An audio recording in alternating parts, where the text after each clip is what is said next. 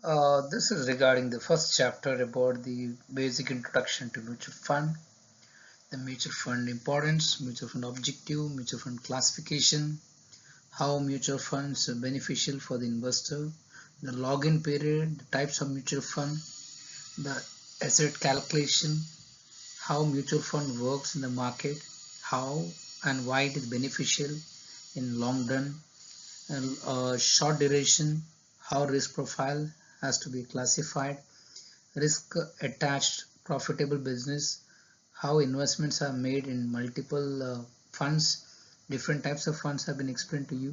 Now there is a task 1 from the first chapter and the basic introduction. So all will go for copying and pasting this link. Copy this link from the channel and just go through for Google search, paste there, and all have this good video of classification of assets, investments, and different avenues, different sorts of mutual funds.